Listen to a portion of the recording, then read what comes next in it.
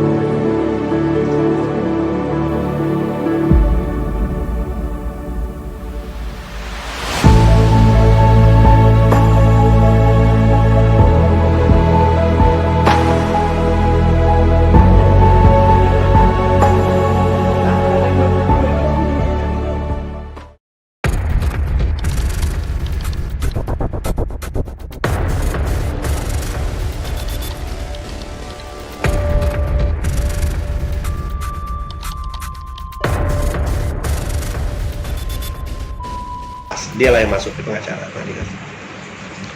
Ternyata setelah akhir putusan, apa putusannya?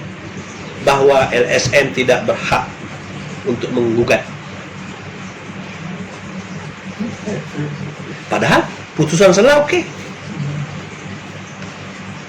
Kami ke rumahnya disampaikan itu, dan besok terakhir untuk banding dia sampaikan ke kami. Ini putusan ini, besok terakhir banding.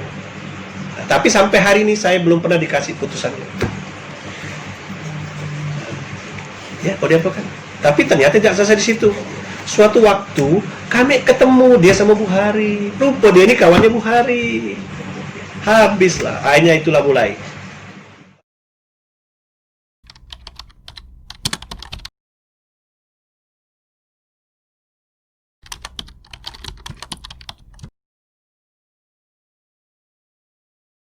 Kok begini sih, ya salah satu penyebab saya tertarik di bidang hukum kan. Kalau begini ya susah juga. Akhirnya pada waktu itu saya bertiga, masuk Pak Jul itu, kami ketemu Pak Aswin, Aspar Aswin, Pak Gubernur. Akhirnya ketemu Pak Aswin, saya ingat betul saya sore. Saya kan kebetulan juga aktif di organisasi atau mahasiswa, dari mahasiswa itu saya juga aktif. Saya ketemu Pak Aswin pada waktu itu sore, ketemu ngobrol, dia yang keluar pas semua mau pulang, langsung ditanya sama kami, kenapa ketemu? Minta duit? Itu apa? Saya bilang, dia bilang kan, Pak Aswin kan orangnya enak Pak, mau kuliah, apa lagi kita kuliah katanya. Akhirnya dikasih uang sama beliau. Nah, kuliah. Jadi saya kuliah itu dibayar oleh Pak Aswin. Setiap semester dia kasih saya duit 1,5 juta. Kalau dulu gubernur itu dia punya TF. Nah, dulu kan duit ada di kas. Jadi setiap datang apa? Daftar ulang 1,5 juta. Beliau. Nah itulah akhirnya saya jadi pengacara.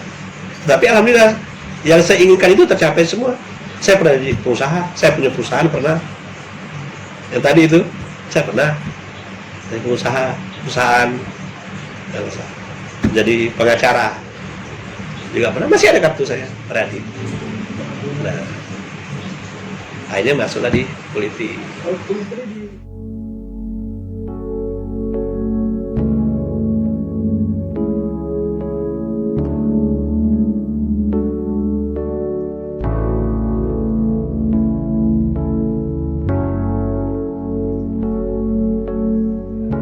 Sama mungkin dengan orang tua lain lah.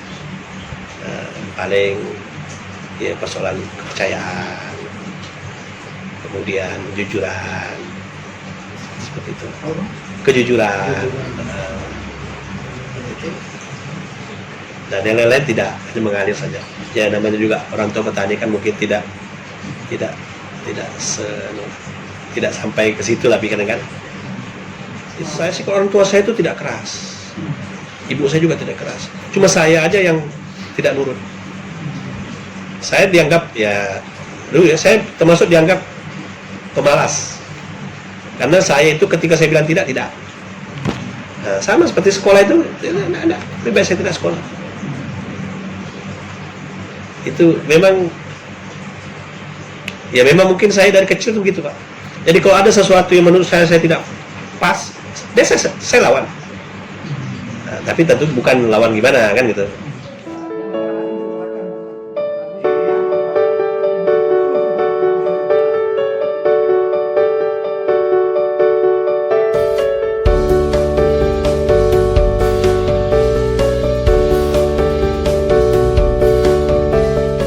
Banyak menganggap awal-awal saya ini agak keras.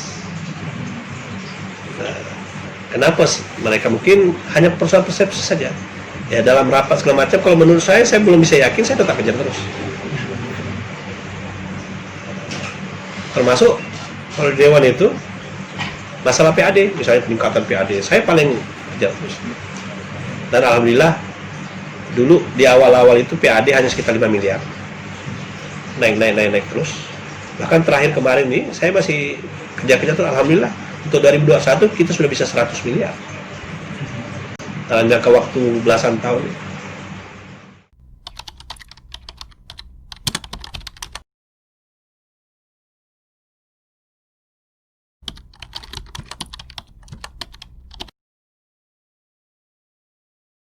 Begini, kalau buku itu jujur saja, kalau sekarang saya membaca sesuai kebutuhan. Karena tidak mungkin juga apa menurut saya yang mungkin saya kadang-kadang suka baca itu. Tetapi kalau buku yang terkesan, mungkin itu juga penyebabnya saya baca buku Soekarno. Saya masih ingat betul dulu kan buku Soekarno itu dilarang. Ya. Itu salah satunya di bawah bendera revolusi. Buku tebal. Saya baca 3 bulan. Kemudian Soekarno penyambung lidah bangsa Indonesia. Itu dulu minjamnya kayak maling, mana boleh dilihat orang kan. Saya baca. Kalau saya sih hanya melihat pemikiran-pemikiran beliau saja terhadap marhaen apa segala macam. Ya mungkin pada waktu itu memang seperti itu. Tapi kan kalau sekarang kan tentu harus dimodifikasi lah. Tapi ya tidak-tidaknya itu memberi ya semangat tentang cerita beliau juga kan, banyak juga tentang cerita-cerita beliau itu dari kecil gimana. Kalau saya itu dua buku yang terkesan saya baca, dan itu pun membacanya jujur saja kayak apa ya, kayak kuliah. Ada seorang kawan saya, kebetulan guru saya yang punya itu. Jadi ketika saya tidak jelas, saya tanya dia. Dan itu saya masih SMA itu saya baca buku itu. Jadi kalau ada bingung saya tanya, ini apa maksudnya? Apa maksudnya?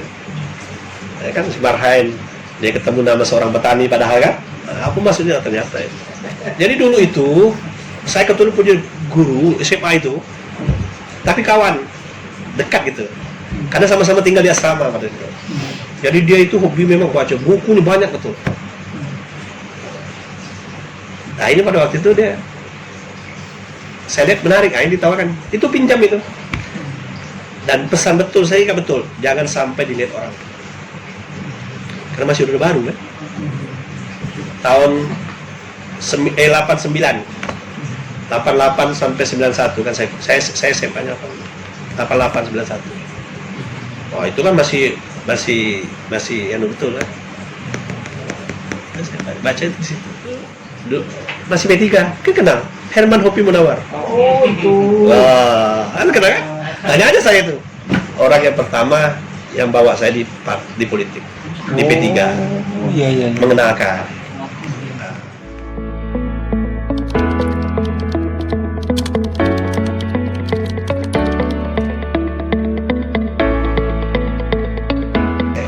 Kalau Surya Paloh itu yang saya sangat teringat dan terkesan ketika pada waktu itu pertama kali ingin membentuk Partai Nasdem. Nah, di Pontianak pada waktu itu, apa beliau sampaikan? Dan sampai sekarang saya ingat. Umur saya sekarang sudah sekian. Kata beliau, anak saya cuma satu, harta saya ada sekian. Nah, kalau saya, kata beliau, hanya ingin menikmati hidup sendiri, saya lebih baik duduk-duduk saja. Insya Allah harta saya sampai mati tak akan habis. Itu sampaikan. Tapi apakah saya harus seperti itu? Akhirnya, kalau kita semua setuju, bagaimana kalau kita berjuang? Karena suka tidak suka sekarang ketika bicara politik ya melalui jalur partai politik. Taruhlah, dia sampaikan saya, taruhlah uang saya ini, saya kasih anak saya lah. Saya rasa kalau 200 miliar cukup juga buat anak saya. Kalau kita setuju, oke, saya siap, kita berjuang bersama-sama masalah pendanaan segala macam.